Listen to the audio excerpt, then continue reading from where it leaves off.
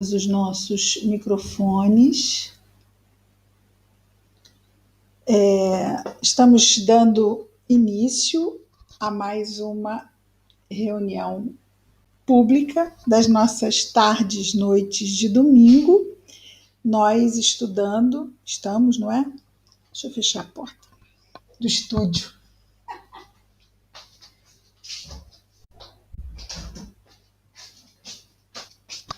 Estúdio, quarto, escritório.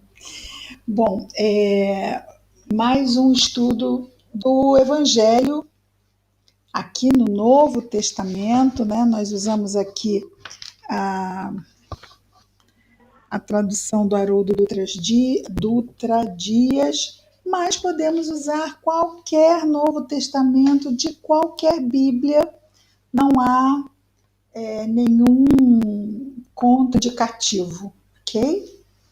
Vamos ter talvez palavra ou outra de questão de tradução, mas é o mesmo, tá? É o mesmo texto em qualquer Bíblia, em qualquer Novo Testamento. Mateus é o primeiro livro do Novo Testamento, em qualquer Novo Testamento de qualquer Bíblia. Muito bem. Então nós vamos hoje finalizar, ou pelo menos começar a finalização do capítulo 6. Né? Nós que estamos no Sermão da Montanha e entrando no 7, vamos continuar no Sermão da Montanha.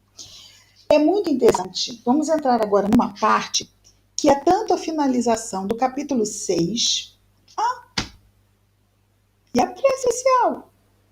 Fui fechar a porta e esqueci a prece. Não. Gravar, Cristina. Está gravando, Rogina. Eu botei para gravar e esqueci a prece. Eu fui fechar a porta e aí cortou aqui o meu fio de sequência. Vamos fazer a nossa prece para nos harmonizarmos também com os amigos queridos que estão sempre conosco. Querido Mestre Jesus, amigo de todas as horas, obrigado, Senhor, por mais esta oportunidade de nos encontrarmos aqui, juntos, para estudarmos o Teu Evangelho, o Evangelho que nos trouxestes, à luz da doutrina espírita, fortalecendo-nos, Senhor, para as boas lutas que a vida nos convida a viver. Que as Tuas bênçãos estejam em nós e entre nós, se estendendo a todos os nossos irmãos de humanidade, em especial aqueles que neste momento, aonde quer que se encontrem, estejam em sofrimento, Senhor. Obrigado por tudo, Mestre amado, graças a Deus. Priscilinha, você pode desligar o seu microfone? Obrigada. Muito bem. Voltando aqui ao que estávamos falando, nós estamos no final do capítulo 6 de Mateus. Ao entrar no capítulo 7, não vai ter terminado ainda essa parte do sermão. Nós vamos entrar numa parte do sermão onde Jesus nos fala sobre 3 proibições. 3 proibições. Por que essa conotação de proibição? Porque não nos é absolutamente recomendado fazer o que aqui está colocado como proibição. Ora, nós temos o livre-arbítrio, não temos? Temos o livre-arbítrio. Podemos fazer o que quisermos, até mesmo irmos contra a lei. Seja uma lei dos homens, seja uma lei de Deus. Podemos, mas iremos arcar com as sanções correspondentes. Sendo assim, a proibição vindo e tendo uma conotação espiritual, moral, seria quase como uma recomendação amorosíssima de quem não quer nos ver sofrer pelo mau uso do livre-arbítrio. Então, são 3 pontos que nós destacamos já aqui. Não entesoureis. O que quer dizer não entesourar? Não ficarmos preocupados com o ter. Com ter, com juntar, com amealhar, com a matéria. Não colocarmos a matéria como prioridade em nossas vidas. A matéria é essencialmente um recurso para nos ajudar na nossa passagem aqui durante a encarnação. Quando passamos a dar a este recurso uma primazia de essencial. Claro que as necessidades básicas são essenciais. Se eu não tiver ar, eu paro de respirar e morro. Se eu não tiver comida, eu paro de comer e morro. Se eu não tiver bebida, eu paro de beber e morro, né? Se tiver água. Então, quer dizer, são questões para sustento do corpo físico aqui neste plano. Essas são questões realmente fundamentais e essenciais, mas não é esse tipo de entesourar. Entesourar não faz lembrar da palavra tesouro. Tesouro, né? É aquele acúmulo de bens. Acúmulo de bens é um tesouro. E existem outros 2 além do não entesoureis. Vamos ver o segundo ainda aqui no capítulo 6, que é o não vos inquieteis. Nós temos, inclusive, um transtorno da ansiedade hoje que é só por conta de inquietação, né? Também temos o pânico, né? Temos também, tá por conta das inquietações mais, então, terríveis, né? Mais difíceis, vamos chamar assim, de administração. Mas a alma humana ainda se inquieta muito. E muito tem a ver com o quê? Com essa perspectiva de colocarmos o nosso equilíbrio e o nosso bem-estar, muitas vezes totalmente apoiado nas questões materiais. E, no entanto, nós temos que pessoas totalmente apoiadas nas questões materiais se sentem muitas vezes vazias e começam podem entrar em estados de desequilíbrio severos, ameaçando até mesmo a si mesmas na reencarnação.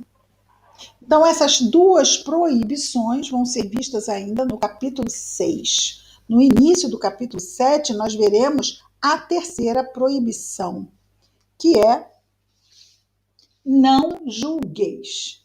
Não julgueis é a 3ª proibição que Jesus vai destacar. Então, vejamos. Imaginemos que se o ser humano encarnado não buscasse entesourar tanto, se inquietar tanto e julgar tanto, nós não estaríamos muito mais serenos e tranquilos? E muito mais disponíveis para atendermos as lições que realmente viemos buscar aqui nesta encarnação, e mais disponíveis para fazermos as escolhas que nos comprometemos a fazer antes de virmos para esta encarnação. Porque antes de encarnarmos, nós sabíamos, antes de mergulharmos de novo na matéria densa, que lá é a nossa realidade. Aqui é temporário, com um objetivo muito claro, como a criança quando vai à escola. É um tempo importante para que ela aprenda. Assim também reencarnamos. Então, do lado de lá, nós temos uma visão clara de que... Marinha, desliga seu microfone, por favor. Dá eco. Do lado de lá, nós temos uma visão clara. Não consegue desligar? Deixa eu te ajudar aqui, peraí.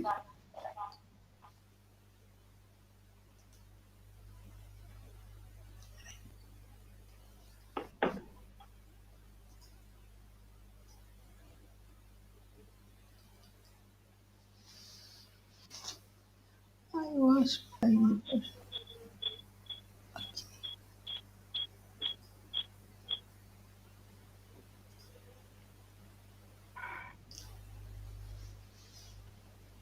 Muito bem. Ah, estávamos. Bom, então vamos lá. Me perdi. Vamos para o início, então. Porque já era para começar. Jesus, então, vai dar início a essa fala. E nesse trecho aqui, do final do capítulo 6, nós vamos ver tantos assuntos que estão citados e destacados, inclusive temas de capítulos do Evangelho segundo o Espiritismo. Estão aqui nesse trecho do capítulo 6, dos versículos 19 a 34, muito conteúdo que Kardec vai aprofundar no Evangelho segundo o Espiritismo. Então Jesus nos diz: não entesoureis para vós tesouros sobre a terra, onde... estamos falando lá do mundo espiritual, né? Que a gente reencarna e tem uma noção clara do que realmente conta e do que não conta. O problema é que a gente chega aqui e aí as nossas tendências de encarnações passadas podem se fazer mais presentes. Mas nós temos o quê? A doutrina espírita para nos ajudar a entendermos bem sobre a questão do entesourar, do inquietar. A Jesus vai falar também sobre isso, não é? E do julgar. Vejamos então. Não entesoureis para vós tesouros sobre a terra. Então ele não diz para não entesourar, ok? Pode entesourar? O que vocês acham? Pode entesourar, sim. A questão é entesourar tesouros sobre a terra. Esse é que é o problema. A gente precisa entesourar. A gente veio para cá para entesourar. Os tesouros do espírito, não os tesouros da matéria. Mas entesourar não tem problema. Não entesoureis para vós tesouros sobre a terra, onde a traça e a corrosão consomem, e onde os ladrões arrombam e roubam. Entesourais para vós tesouros no céu, onde nem a traça nem a corrosão consomem, e onde os ladrões não arrombam nem roubam. Que tesouros seriam esses? Quais são os tesouros do céu? E onde nós guardamos eles? Os tesouros são as virtudes. Esses são os nossos tesouros. São os tesouros morais. Os tesouros morais são as virtudes, e aquela que engloba todas é a caridade. Daí, não é? O tema ser, aquele lema que o Espiritismo traz é: fora da caridade não há salvação. Então, este é o grande tesouro que nos garante. Para que serve um tesouro? Não é para dar uma vida confortável? Não é para colocar a pessoa numa condição de se sentir plena? Transfiramos isso para as questões do espírito. O espírito estará confortável entesourando as virtudes? Não vai estar tendo que bater cabeça num umbral na escuridão. Estará acolhido numa colônia, não é? Boa, com espíritos equilibrados. Não é uma situação confortável? Porque ele guardou para si o tesouro. Esse tesouro que a traça não rói e os ladrões não roubam.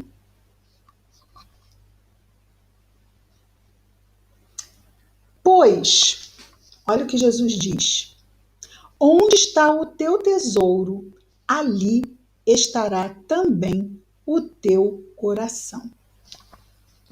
Jesus faz uma ligação entre tesouro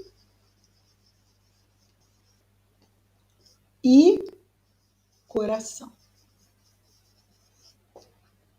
Quando nós colocamos os nossos tesouros na matéria, e aí colocamos na matéria também vínculos interpessoais da matéria.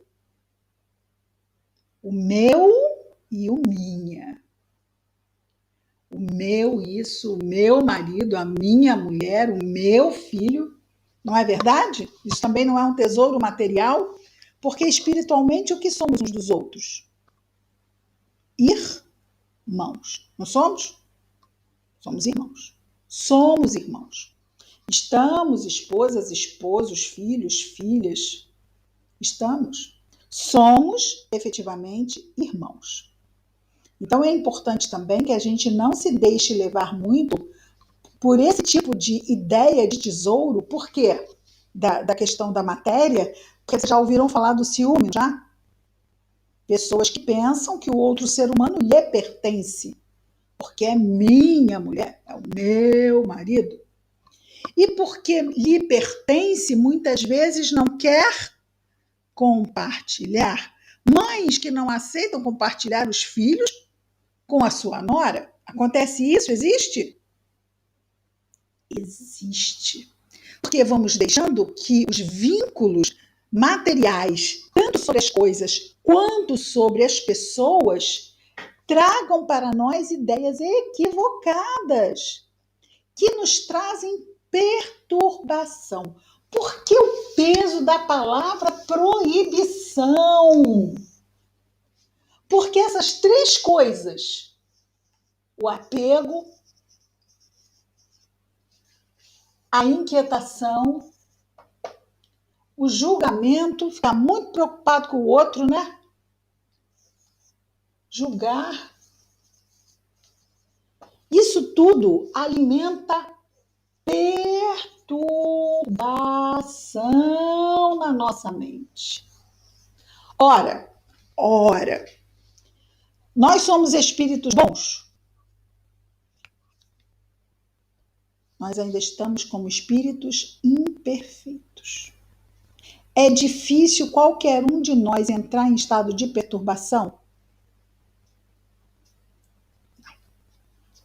Portanto, nós temos que tomar muito cuidado, porque é fácil ainda a gente se perturbar.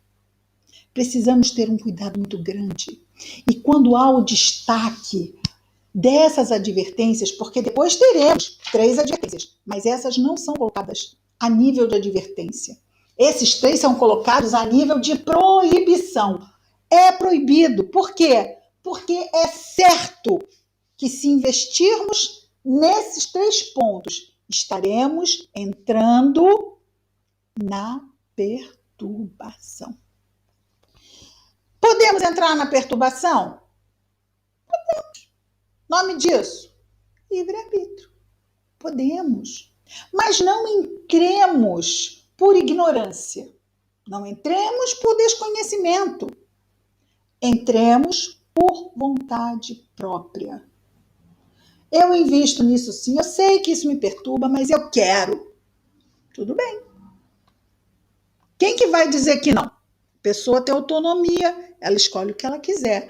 Vai arcar com as consequências. As consequências de se investir nesses 3 pontos, Jesus deixou muito claro. Perturbação. E não são perturbaçõezinhas. São perturbações que podem comprometer o nosso caminho na nossa encarnação. Então, ele vai começar com o apego. Com o meu, com minha. Eu quero, é meu, é mais, eu quero mais. Onde estiver o meu tesouro, a minha ideia de valor, porque o tesouro, os tesouros, não é, são valores, são os nossos valores. Onde estão os nossos valores? Lá estará o nosso coração, mais ou menos equilibrado. Quanto mais eu busque valores espirituais, mais o meu coração estará equilibrado. Coração equilibrado. Com valores espirituais. Se eu, no entanto, ficar entesourando os valores da matéria, e aí também vamos incluir os valores de vínculo interpessoal, certo? Porque muitos crimes são cometidos por esse tipo de valor. Se não for minha, não vai ser de mais ninguém. Isso aí é Já sabemos o que vai acontecer depois disso, não sabemos? Já sabemos. Quantas e quantas pessoas não são assassinadas, muito mais mulheres do que homens, mas homens também são, certo? Por simplesmente decidirem acabar com o relacionamento e seguir sua vida para outro relacionamento. Então, porque há uma ideia totalmente apegada aos valores da matéria, acabam sendo ou podem ser feitas escolhas que levam diretamente a criatura ao estado de perturbação. Esse estado de perturbação a gente sabe que pode ser ir do leve ao severo, ao grave, até mesmo ao gravíssimo. Quantos espíritos entram na espiritualidade após a desencarnação totalmente dementados? Totalmente dementados. Vamos lembrar o caso do pai de André Luiz. O pai de André Luiz estava na espiritualidade totalmente dementado. Vamos lembrar de um outro caso, sempre confundo, voltei com Obreiros de Vida Eterna, de um espírito que estava no cemitério e estava preso ao corpo porque ele era rico, tinha deixado uma grande herança, e os espíritos não queriam desligá-lo porque ele iria perturbar os herdeiros. Então ele se mantinha no cemitério ligado fluidicamente aos seus despojos que estavam enterrados, para que ele não saísse do cemitério e fosse perturbar os seus herdeiros que não mereciam a sua perturbação. Nesse mesmo cemitério, Georgina, você lembra se era Voltei ou Obreiros de Vida Eterna? Não. Desses dois. Eu sei porque está no projeto Imagem, mas os dois estão. E um outro espírito, que era uma mulher que morreu de parto, e ela estava também no cemitério, presa fluidicamente ainda aos despojos do corpo enterrado, não foi libertada pelos amigos espirituais, porque também ela, se estivesse livre, ela queria ir atrás do marido.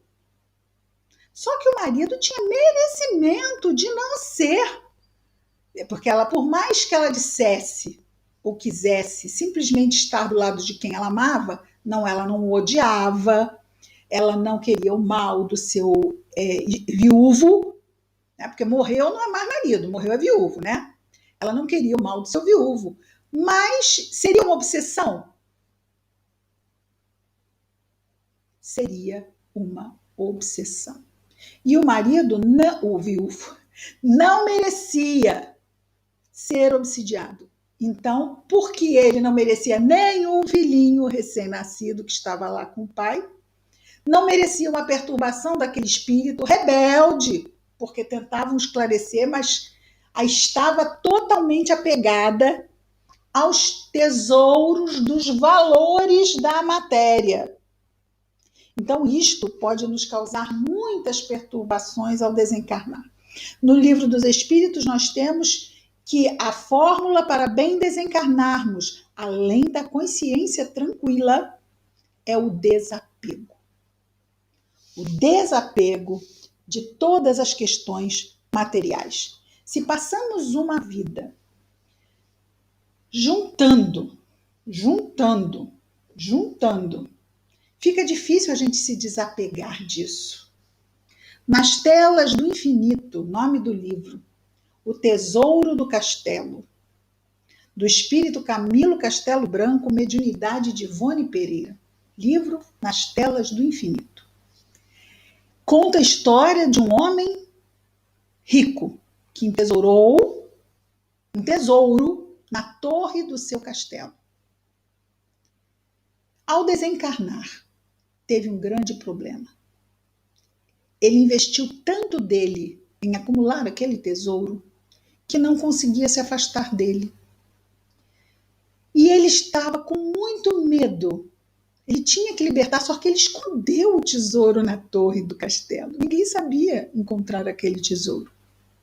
Ele precisava libertar o tesouro para se libertar. Ele precisava que alguém achasse o tesouro, e aquele tesouro estava na torre do castelo. E a torre do castelo se projetava sobre um abismo que ia direto ao mar.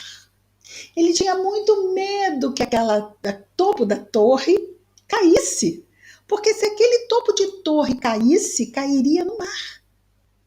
E lá no fundo do mar, ninguém acharia o tesouro e ele estaria preso àquele tesouro.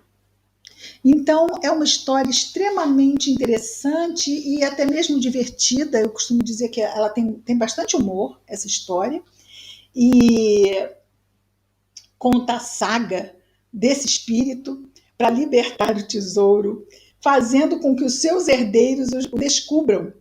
A prima, que ficou como herdeira, não é?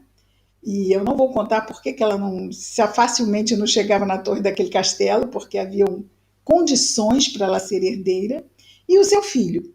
Então, esses dois herdam o castelo, e aí a saga desse espírito para tentar mostrar para os dois onde estava o tesouro, para ele poder finalmente seguir em paz na sua vida. Isso tudo por causa desse entesouramento, desse apego, desses valores da matéria que muitas vezes investimos e acaba sendo uma armadilha que tramamos contra nós mesmos. Precisamos estar muito atentos também sobre isso. Então ele fala: onde está o teu tesouro, ali estará também o teu coração. É claro que eu poderia trazer outros tantos exemplos de pessoas desapegadas com valores espirituais. Eu não vou contar a história desse porque nós conhecemos bem. Chico Xavier, não é? Alguém que soube entesourar os valores imateriais. Tudo que ele poderia ter amealhado em termos de entesouramento físico, ele doou. Ele buscou não trazer esse peso para ele. Poderia? Poderia. Existem médiuns que ficaram com os resultados das obras que receberam como médiuns. Não foi o caso de Chico. E sabemos, né, que é um espírito que fez muito bem o que lhe cabia fazer nesta encarnação. Continua Jesus, então, a nos dizer. Agora o versículo 22. A candeia do corpo é o olho. A candeia do corpo é o olho? O que será isso? O nosso olho, o que ele faz? Ele vê, não é isso? Mas ele, então, o olho percebe o tesouro. É mais ou menos a mesma coisa. Não vamos esquecer que Jesus é mestre. E como mestre, ele se esforça em ser didático. Ele quer nos mostrar uma determinada lição. Não vamos esquecer também que ele está no Sermão da Montanha. Então, ele não está falando com os apóstolos. Ele está falando com o povo. Mais esforço ainda ele faz em ser didático.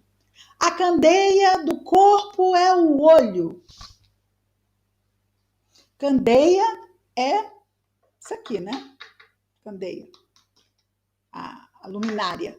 A luminária do corpo é o olho. Porque é através do olho que nos chegam os estímulos. É através do olho que julgamos o que percebemos, se isso tem valor ou não tem. Se isso tem valor ou não tem. Esses estímulos vão nos chegar através dos olhos para o nosso julgamento, avaliação, discernimento. Então, a candeia do corpo é o olho. Ele poderia dizer que a candeia do corpo é o cérebro, não poderia? Não é o cérebro, porque é o cérebro que vê, né? Não é o olho. Mas há 2000 anos, se ele dissesse cérebro, ia ficar todo mundo ali. Cérebro e capim não ia ter diferença nenhuma. Então ele fala olho. A candeia do corpo é o olho. Portanto, se o teu olho for simples, o olho é o olhar, né? A forma como olhamos, a nossa perspectiva sobre o que vemos. Se teu olho for simples, teu corpo inteiro será luminoso. Jesus é o governador do planeta Terra. Jesus, um espírito puro.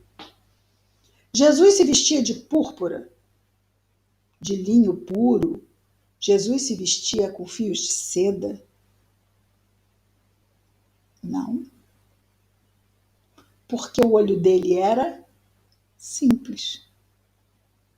Ele sabia, sabe, né? Falo sabia ali, naquela época, aqui conosco. O que realmente era necessário destacar em nós como valor. Porque, claro, você vê um tecido de seda, não é isso aqui não, isso aqui é nylon. Você vê um tecido de seda, você sabe que aquilo ali tem um valor o quê? Material, que aquilo é valioso, não é? Muitos de nós podemos ficar impressionados por coisas assim. Existem joias de bijuteria e existem joias de ouro. Existem cristais e existem brilhantes, não é? Tem pessoas para as quais não faz diferença, é só um efeito, é uma roupa sobre um corpo, né? Isso aqui, né? Se a gente tocar, a gente sente que não é seda, mas olhando, né? Tem disfarça, né? Jesus não estava nem incomodado em disfarçar, mas como eu estou muito longe de ser espírito puro, então. Mas a nossa simplicidade em a gente não querer complicar muito. Porque quando a gente quer complicar muito, eu não gosto de bijuteria, não, eu gosto de ouro. Ok, é bacana, né? Mas nem todo mundo tem ouro fácil, tem? E se eu começar. Nós tínhamos um trabalho simples, né?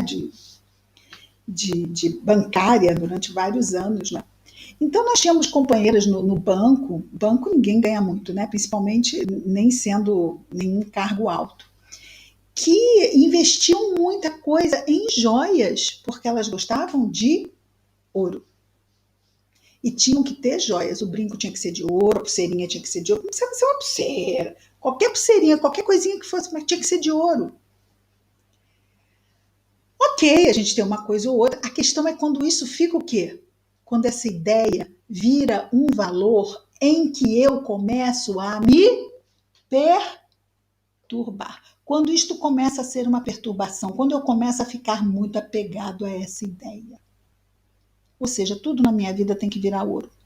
Eu nem compro nada, nem uma fruta, sabe por quê? Porque fruta está muito caro e é mais dinheiro que sobra no fim do mês. Vamos imaginar, eu estou indo nesse exemplo, ok? Pode ser 1000 outros exemplos. Mas o dinheiro que eu poupo na uva são mais R$100 no fim do mês, ou R$50 no fim do mês, que eu posso comprar ouro. É uma ideiazinha e tanto. Tem pessoas que podem acumular, por exemplo, sapatos. Não podem? Então vão. Onde é que a gente vai colocar o foco? Sapato é importante na vida? Claro que sapato é importante na vida, ninguém quer andar descalço. Mas ter um armário com 300 pares de sapato talvez seja um pouquinho perturbador. Não pode ser perturbador? A gente tem que tomar cuidado, porque às vezes a gente pensa assim, não, eu não tenho isso não. Quem cresceu colecionando figurinha, eu acho que já é a população de risco. Tá? Porque aquelas coleções de figurinha foram induções péssimas para a acumulação desnecessária. Vocês querem coisa mais inútil do que um álbum de figurinhas cheio. E o quanto a gente investe, quando criança, né? Para preencher aquele álbum de figurinha. Não tira a nossa paz? Quando você tem aquela figurinha difícil que você quer porque quer, aquilo te perturba, você não consegue nem comer o lanche da escola, porque você tem que ir para o grupo para descobrir se alguém tem a figurinha.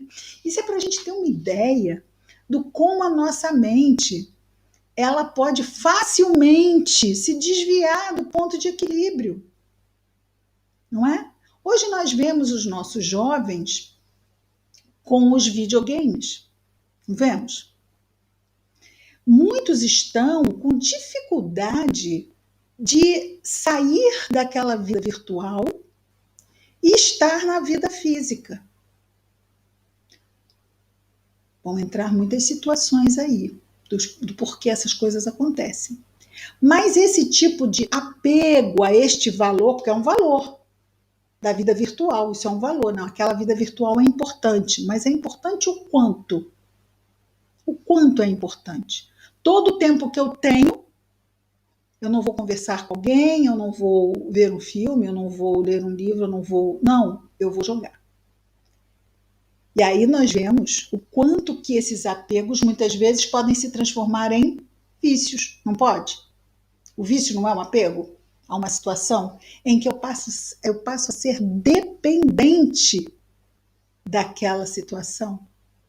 Isso por quê? Porque nós ainda somos imperfeitos, estamos no estado de imperfeição. E, de novo, como dissemos antes, precisamos ir com muito vagar com o nosso andor, porque o nosso santo é de barro, dizia lá o ditado católico. Não é? Nós ainda somos frágeis, precisamos ter cuidado conosco.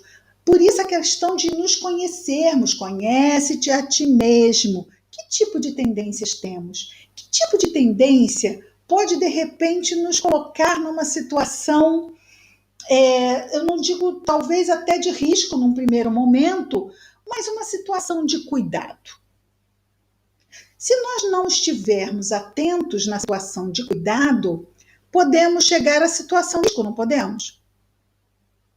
Podemos, podemos. Então, isso pode ser quando temos uma coisa importante, tesouro. Quando eu acho que o outro é mais importante do que eu.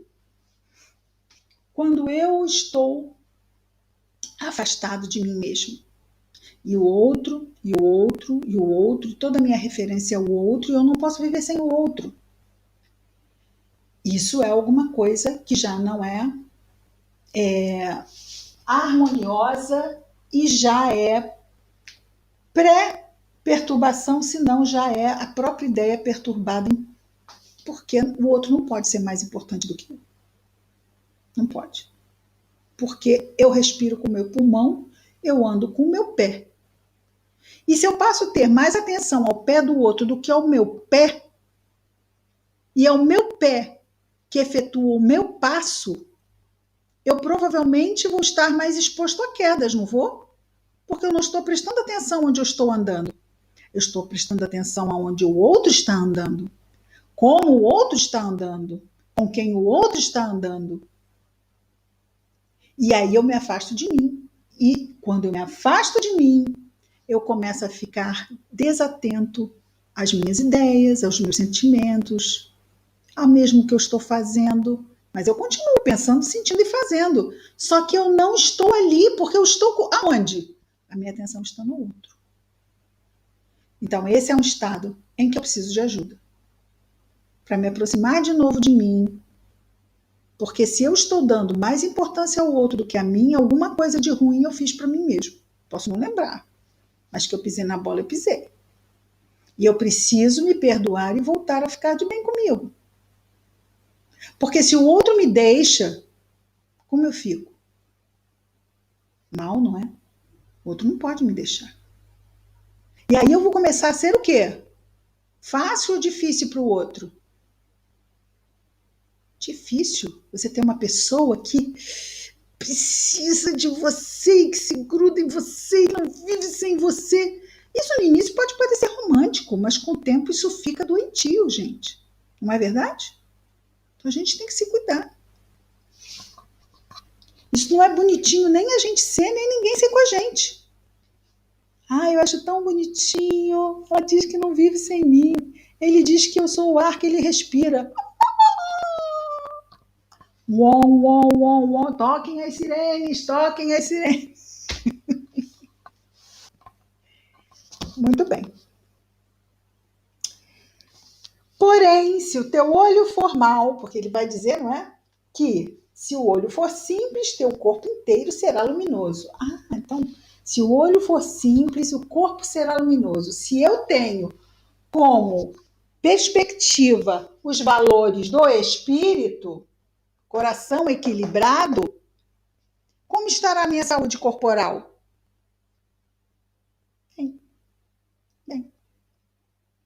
Mente sana, corpo são. Mente perturbada, saúde em desequilíbrio. Porém, se o teu olho for mau, teu corpo inteiro estará em trevas. Então, se a nossa visão é uma visão que se encoleriza, é uma visão de intolerância, é uma visão que tudo magoa, nós estamos trazendo para nós mais facilmente as doenças do corpo. Por isso Jesus fala em proibição, porque não é nada difícil da gente cair num estado de alma desses. Nós temos que estar muito, muito, muito atentos. Portanto, se a luz que há em ti é treva, quão grande é a treva? Ele faz uma pergunta, tá?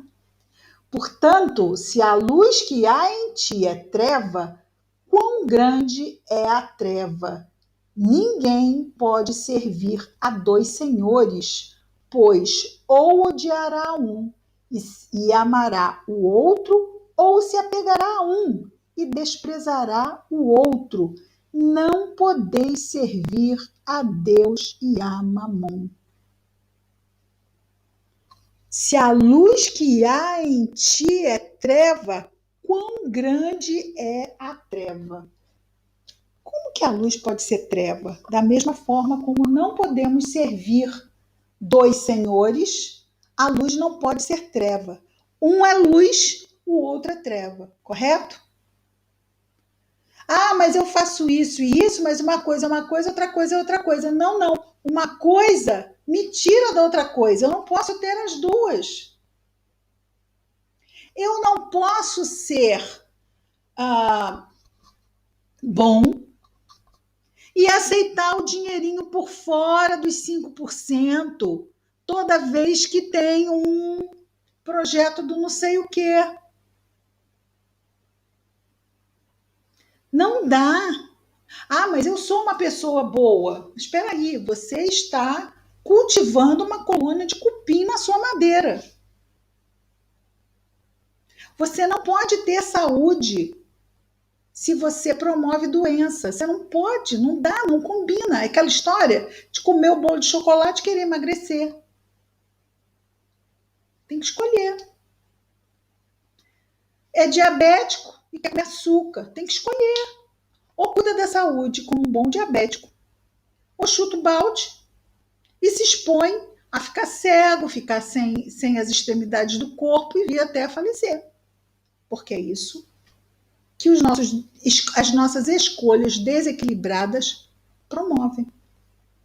Então não dá para a gente ter duas coisas que são antagônicas e nos mantermos em equilíbrio com essas coisas antagônicas.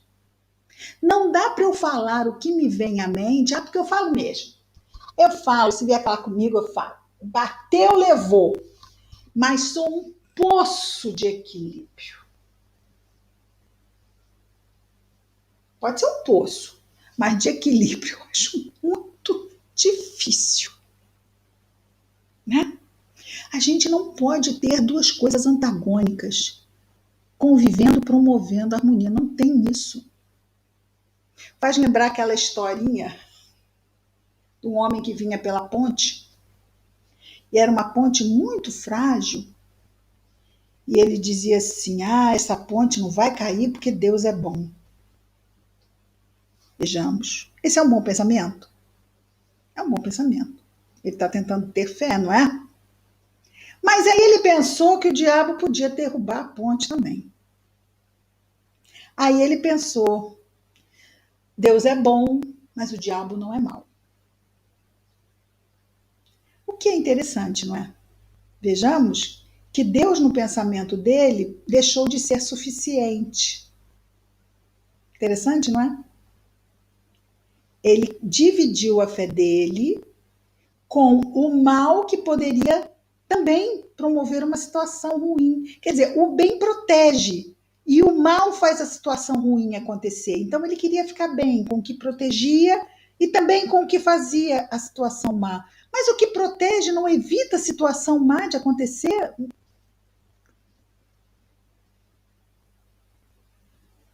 Eu tenho que estar bem com o mal para ficar bem? Ou basta eu estar bem com o bem para ficar bem? Tem pessoas que acham que o bem é fraco, vocês sabiam disso, né? Você tem que estar bem com os poderosos. E muitas vezes os poderosos são os que fazem coisas ruins. Porque aqui, né? O que o bem pode fazer para evitar um crime terrível? Evitar o crime terrível de acontecer. O que Deus pode, gente? O que é que Deus pode? Exatamente, Ana Vanessa. Deus pode tudo. T-U-D-O. Deus pode tudo. E às vezes as pessoas não se dão conta disso. Deus não só pode tudo, como vê tudo. E é Ele que julga tudo. E é Ele que traz as sanções sobre tudo. Não tem dois senhores. O Senhor é apenas um. Mas Jesus trouxe, porque isso também é um fator de perturbação. Porque o mamon, olha só como é que eu já falo de mamon. O mamon é o senhor dos valores da matéria.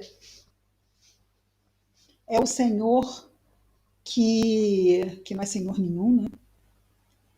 Mas é aquele que nos traz as ideias de perturbação que tentam colocar as situações do plano material como superiores a qualquer situação do plano espiritual. E não é isso que acontece. Todas as situações do plano material estão subordinadas às nossas necessidades reencarnatórias como espíritos imortais. Só passamos o que passamos, do jeito que passamos, porque isto é importante para nós como espíritos imortais, aprendermos, vivenciarmos, experienciarmos. E por isso nos é oferecido como experiência.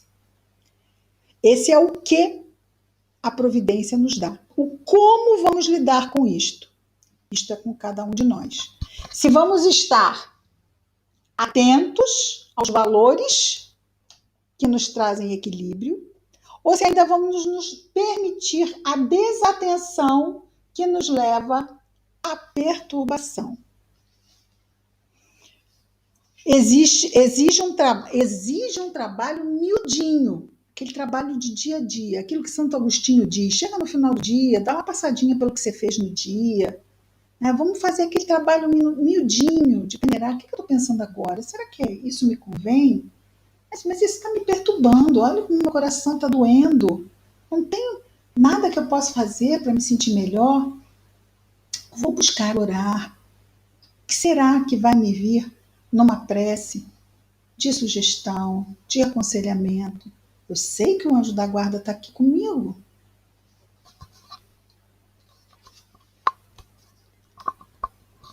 E aí ele termina de... não. Exatamente no 24, por isso vos digo, não vos inquieteis, esse é outro que a gente vai deixar para a semana que vem. Vamos terminar então aqui mesmo no 24. Ninguém pode servir a dois senhores. Né? É o último versículo que nós vamos ver hoje. Então ele disse antes: quão grande é a treva? Ninguém pode servir a dois senhores, pois ou odiará um e amará o outro, ou se apegará a um e desprezará O outro, não podeis servir a Deus e a Mamon. É esse nosso versículo 24. Semana que vem, então, começaremos com o 25, que também vai nos trazer, vai continuar nos trazendo, né? O que Jesus sempre nos traz. Muitas lições, muitas oportunidades de nós refletirmos sobre a nossa vida.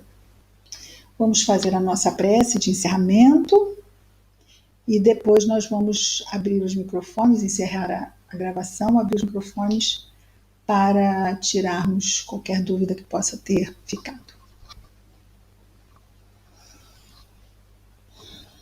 Querido Mestre Jesus, obrigado, Senhor, pela bênção da reencarnação. Quantas oportunidades, Senhor, quantas lições. Abençoa o nosso anjo guardião, Senhor, que está sempre conosco. Ajuda-nos nos desafios, a nos percebermos e nos conhecermos cada vez melhor e buscarmos nos evangelizar cada dia mais. Que as tuas bênçãos possam estar conosco durante esta semana, com quem quer que estejamos, onde quer que estejamos, Senhor. Obrigado por tudo, graças a Deus.